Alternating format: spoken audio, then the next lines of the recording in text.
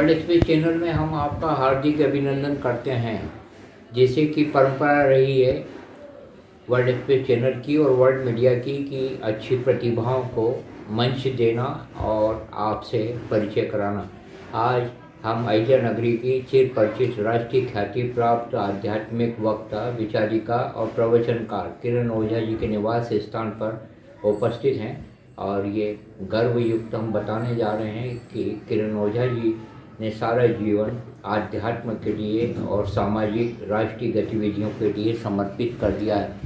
सवाल हमारे जवाब आपके। यह खास मुलाकात आपको काफ़ी रुचिकर लगेगी और आपके मन में यह रहेगा कि हम भी ऐसा ही करें। आपका स्वागत है किरण ओझा जी। हम ये जानना चाह रहे थे आपसे कि पिताजी का शुभ नाम क्या है? पिताजी का नाम है शुभ नाम श्री जगन्नाथ जी ओझा और माता जी का शुभ नाम? श्रीमती नीरा ओझा। आपका जन्म दिनांक? 20 साल बाद। आपका जन्म स्थान? इंदौर। और एजुकेशन? MA LLB। MA काय में? MA इकोनॉमिक्स में किया है। इंदौर कब आ गए आप? इंदौर हम 67-68 में आ गए। कैसे प्रेरणा प्राप्त हुई है आध्यात्मिक जीवन में? आप आ गए, आध्यात्मिक गतिविधियों में अग्रसर हो गए। ये मेरे बचपन से ही मुझे रुचि थी कि मुझे शादी नहीं करना है और मुझे आध्यात्मिक क्षेत्र में प्रवेश होना है। तो मुझे सबसे पहले श्री रामकिशोर जी महाराज रामस्नेही संप्रदाय के आचार्य श्री, उनके सानिध्य में मैंने ये सब कुछ सीखा है। और कौन कौन संतों का आपको कौन कौन से संतों का सानिध्य प्राप्त हुआ? क्योंकि मुझे संतों से तो बहुत ज़्यादा अटैचमेंट रहा है और मैं जो है संतों के सानिध्य में काफ़ी रही हूँ। मैं स्वामी श्री विद्याधाम गिरिजानंद सरस्वती जी के संपर्क में 25 वर्ष तक मैं साथ में रही और उन्होंने मुझे बहुत कुछ सिखाया है। मैं स्वामी सत्यमितानंद जी जो भारत माता मंदिर के वरिष्ठ महामंडलेश्वर हैं, उनके सानिध्य में रही। श्री परमानंद जी महाराज जो महामंडलेश्वर हैं, उनके भी सानिध्य में मैं रही। और भी दिव्यानंद सरस्वती शंकराचार्य जी के सानिध्य में भी मैं काफ़ी रही। और महिला संतों में उमा भारती जी? हाँ, महिला संतों में मैं उमा भारती जी के संपर्क में रही। जब दीदी जो है गीता भवन में प्रवचन करने के लिए आते थे तो हम लोग भी साथ में बहुत काफ़ी रहे हुए हैं। कहाँ कहाँ की यात्राएं की आपने? मैंने करीब करीब बहुत सारी यात्राएं करी है। मतलब जैसे यहाँ से तो चारों धाम की यात्राएं, नेपाल तक में यात्रा करी है। और सन 2018 में मैं साउथ अफ्रीका गई हूँ स्वामी आचार्य श्री रामदयाल जी महाराज जी के साथ में। जो हम लोग 15 संत थे हमारे साथ में और 80 भक्त थे और वहाँ पे हम लोगों ने बहुत कुछ वहाँ पे सही देखा है। और वहाँ का जो जंगल है, वहाँ का जो लायन है, शेर है, चीते हैं और लोगों को सबको हमने टच कर करके उनसे संपर्क में हम लोग आए और काफ़ी अच्छा लगा हमको वहाँ पे। सफाई भी बहुत अच्छी और वहाँ पे सफाई हमने बहुत अच्छी देखी। वहाँ के जो मकानात बने हुए हैं वो सब एक उसमें क्या बोलना चाहिए अपने को, श्रृंखला में। हाँ, श्रृंखला में बने। हाँ, एक श्रृंखला में और एक डिज़ाइन के अंदर सारे मकानात बने हुए हैं। तो काफ़ी साफ़ सफाई भी बहुत अच्छी है। और वहाँ पे हमने नेशनल मंडोला का होटल भी देखा है, उनका घर भी देखा है, जहाँ उन्होंने प्रवचन दिया था, भाषण दिया था, वो भी हमने वहाँ पे देखा है। तो काफ़ी आनंदपूर्वक हम लोग ने साउथ अफ्रीका की यात्रा करी। कौन सा प्रदेश आपको अच्छा लगा? इतनी आपने यात्राएं करी। हमें तो सबसे पहला मध्य प्रदेश ही अच्छा लगा है और मध्य प्रदेश में भी इंदौर शहर बहुत अच्छा लगा है। चलिए, ये बहुत अच्छा गर्वयुक्त बात है कि आपको मध्य प्रदेश अच्छा लगा और इंदौर अच्छा लगा। एक सवाल आपसे हम करने जा रहे हैं कि आज भारत में युवा पीढ़ी जो दिशाहीन होती जा रही है, क्या कारण मानते हैं आप? ये सबसे पहले तो है माता पिता के जो संस्कार है, ये बच्चों को देना अनिवार्य है और इनके संस्कारों से ही बच्चे आगे बढ़ सकते हैं। क्योंकि अगर युवा पीढ़ी को अगर संस्कार नहीं दे पाएंगे तो ये आगे नहीं बढ़ पाए, अच्छे से काम नहीं कर पाएंगे जी। और क्या करना चाहिए संस्कार में? सरकार को क्या करना चाहिए? क्या सुझाव देना चाहेंगे आप? सरकार को तो सुझाव ये देना चाहिए कि सबसे पहले जो ये सारी जो मनोवृत्तियां हैं इंसान की जो चेंज हो रही है, उन मनोवृत्तियों को एक उसमें बांधना चाहिए कि आगे पीछे ये लोग घूमे फिरे नहीं और अपना दायरे के अंदर रहे और अपनी शिक्षा पद्धति को अच्छे से आगे बढ़ाए। जैसे नैतिक एजुकेशन। हाँ, तो जैसे अभी शिक्षा पद्धति के अंदर जो बदलाव आना चाहिए, क्योंकि लॉकडाउन के पीरियड में सारे मतलब जो शिक्षा पद्धति जो है हमारी समाप्त हो चुकी है, तो इसके अंदर हमको क्या करना चाहिए कि नैतिक शिक्षा का ज़्यादा प्रयोग होना चाहिए, अनुभव ज़्यादा होना चाहिए, सामाजिकता होना चाहिए, व्यवहारिकता होना चाहिए, ये सारी चीज़ें इसके अंदर अवेलेबल होना चाहिए। आप धार्मिक गतिविधियों में रहे तो धर्म की दुनिया में आपको कैसा लगा? धर्म की दुनिया तो सबसे पहले है कि बिनु सत्संग, रामायण में आता है ना, हाँ जी। कि बिनु सत्संग विवेक न होई, राम कृपा बिनु सुलभ न सोई।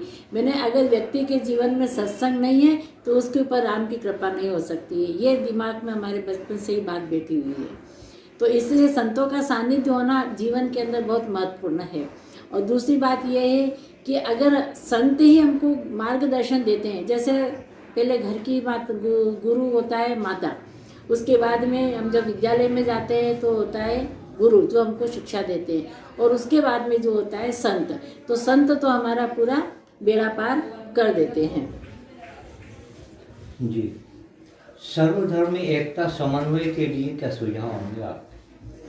धर्मो रक्षित धर्म, यानी धर्म की रक्षा करना तो हमारा कर्तव्य है, क्योंकि भागवत में आता है ना कि सत्यम परम धीमहि, सत्य ही सबसे पहले, क्योंकि भगवान ने कहा है कि मैं पहले भी था, मध्य में भी हूँ और बाद में भी हूँ और मैं रहूँगा। योग का एजुकेशन भी होना चाहिए, योग सिखाया जाना चाहिए, इससे सहमत हैं? एक सबसे बड़ी समस्या है कि योग अगर जीवन के अंदर होना जरूरी है, क्योंकि बच्चों को शुरू से ही व्यायाम होना चाहिए, इनका योग शिक्षा होनी चाहिए, और जिसमें मेडिटेशन होना चाहिए इसके अंदर, और साथ में व्यायाम के साथ में थोड़ा योगा होना चाहिए, जिससे कि व्यक्ति अपने शरीर को अंदर तंदुरुस्त बढ़ा सके और अपना शरीर का विकास कर सके। एक भाई आपके बम्बई में भी रहे हैं और वो फिल्म पत्रकार रहे हैं, क्या नाम रहा उनका? उनका नाम रहा राजेंद्र ओझा, जो उनको भी दादा फाल्के पुरस्कार मिला हुआ है, और उन्होंने भी कई गतिविधियां बॉम्बे में 50 साल तक रहे वो, और कई गतिविधियों का उन्होंने काम किया है। और अच्छे अच्छे जितने भी उनके एक्टर्स लोग थे, जितने भी बड़ी बड़ी हस्तियां थी, उन सब हस्तियों ने उन्होंने 35 किताबें निकाली है पत्रकार की, ये अपना स्क्रीन वर्ड। तो ये स्क्रीन वर्ड जो है 35 किताबें निकाल करके सब एक से एक बढ़कर नेताओं लोगों ने, धार्मिक लोगों ने उनका किताब को विमोचन किया। पत्रिका रही है वो? पत्रकार जी, पत्रिका रही है ना? पत्रिका। हाँ जी। और आपसे एक जानकारी और चाह रहे थे हम कि आप ये नशे व्यसन के बारे में क्या कहना चाहेंगे? हाँ, ये तो ये सबसे बड़ी ज्वलंत मुद्दा है भारत का। ये अभी तो बहुत ज़्यादा हो रहा है, क्योंकि अगर नशा मुक्ति नहीं करेंगे तो ये जो आजकल की जो युवा पीढ़ी है ये नीचे गिरती जाएगी और ये कुछ अच्छा काम नहीं कर पाएगी। तो इसीलिए शराब की दुकानें बंद होना चाहिए, नशा मुक्ति कम होना चाहिए, और इसको करने के लिए कुछ कदम भी उठाना चाहिए सरकार ने, कि दुकानें जो खुलती है वो दुकानें जो है टाइम टेबल से खुलना चाहिए, जिससे कि मतलब हर समय जाकर के कोई व्यक्ति नशा नहीं करे। किरण ओझा जी, संपादन बहुत अच्छी अच्छी किताबों का आपने किया है।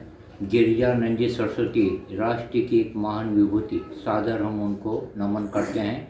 एरोड्रम रोड पर विद्याधाम का आश्रम है उनका, और उससे जुड़ी हुई हैं सालों से किरण ओझा जी। ये स्मारिका का संपादन करने का दायित्व और सामग्री संकलन करने का दायित्व किरण ओझा जी को सौंपा गया, और इतनी सुंदर स्मारिका का प्रकाशन हुआ जो आज भी वर्ल्ड लेवल पर, विश्व स्तर पर सराहनीय दस्तावेज बन चुका है।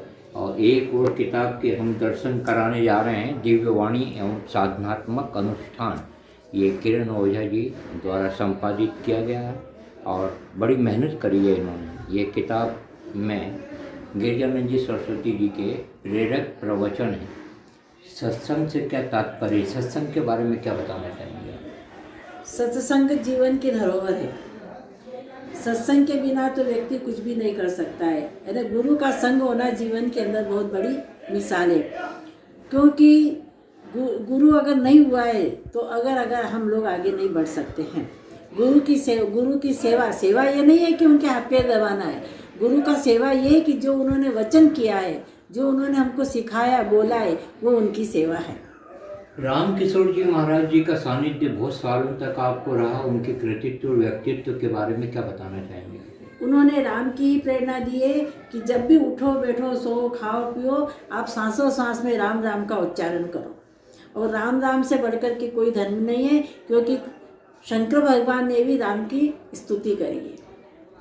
आपको ये जानकारी है कि गिरिजानंद सरस्वती जी बहुत अच्छे अपने प्रवचन विद्वान व्यक्ति रहे हैं, तो उनसे क्या सीखा आपने? उनसे तो हमने बहुत कुछ सीखा है जो बयान नहीं कर सकते हैं, क्योंकि उन्होंने तो हमको कान पकड़ करके दुर्गा सप्तशती का पाठ सिखाया है, कई स्तोत्र सिखाए हैं, तांडव है, देवदारी देव स्तोत्र है, राम रक्षा स्तोत्र है, गजेंद्र मोक्ष है, विष्णु शास्त्र है, और भी कई श्री सूक्त है, पुरुष सूक्त है, गोपी गीत है।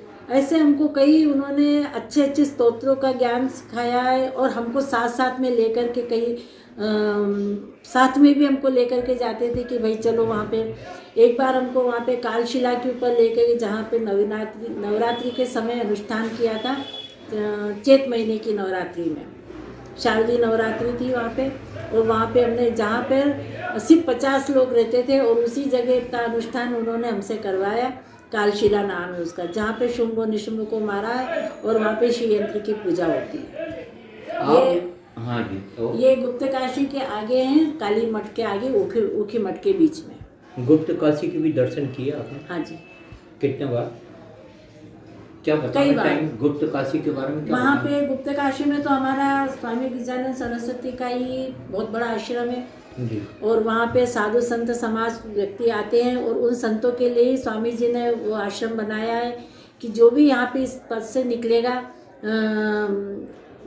कौन से रुद्रप्रयाग से जो संत लोग पैदल चल कर के आते हैं, तो वहाँ पे उनका भोजन हमारे आश्रम में ही होना है। और जो भी आता था संत, उनको किसी को कोई जो चीज़ मांगता था, कंबल चाहिए तो कंबल दो, जूते चाहिए तो जूते, छतरी चाहिए तो छतरी, जो उनको सामग्री लगती थी वो सब स्वामी जी उनको भेंट कर देते थे। सवाल हम आपसे करने जा रहे हैं कि आप इस बात से सहमत हैं कि भारत में संत महात्माओं का उचित मूल्यांकन नहीं हो पाया?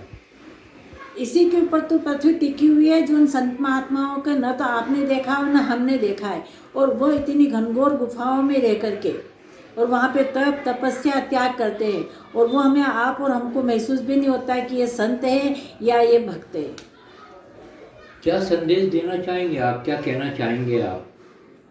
क्या संदेश देना चाहेंगे आप कि युवा पीढ़ी को, भारत की महिलाओं को? समाज के अंदर एक तो व्यवहारिकता होना बहुत ज़रूरी है, व्यवहारिकता के साथ में सामाजिकता है, सामाजिकता के साथ में नैतिकता बनी रहे, और उसके साथ में अपने अनुभव, स्वयं के अपने अनुभव होना चाहिए कि हमको क्या क्या अनुभव हुए हैं। अच्छा, अनुभव का एजुकेशन भी होना चाहिए। हाँ, अनुभव का एजुकेशन, अनुभव से ही व्यक्ति आगे बढ़ता है जी। क्योंकि सीखी सिखाई बातें से तो काम नहीं चलता है, न रट्टू तोता से बात चलता है। अगर हमको अनुभव है या हमें किसी ने ज्ञान दिया है तो उसका हमको मनन करना चाहिए, मनन करने के बाद में हम उसको आगे फॉलो करना चाहिए। आपके पिताजी भी एक अच्छे सुकवि रहे, कविता लिखते थे वो? हाँ जी। और आप भी कविता लिखती हाँ हैं जी, तो और क्या कहना चाहेंगे आप? भारत की जनता को क्या कहना चाहेंगे? जनता तो यही कि भाई सब विचारों पे रहे और घर के अंदर रह करके अपने माता पिता का आज्ञा का पालन करे तो ही आगे बढ़ सकता है, और अपने गुरु के सानिध्य में रहे, संतों का सानिध्य में रहे। संत, गुरु और माता पिता, इससे बढ़कर के कोई नहीं है। कितनी कथाएं हो चुकी हैं भारत में आपकी श्रीमद् भगवद गीता? अभी हमने मोहल्लों के अंदर इधर उधर करके करीबन 11 भागवत कर चुके हैं, 11 बार। बहुत बहुत धन्यवाद किरण ओझा जी आपका। बताइए यह खास मुलाकात आपको कैसी लगी? इस वैचारिक मुलाकात पर आपकी प्रतिक्रियाएं सादर आमंत्रित हैं। धन्यवाद। जय भारत, जय विश्व। नमस्कार।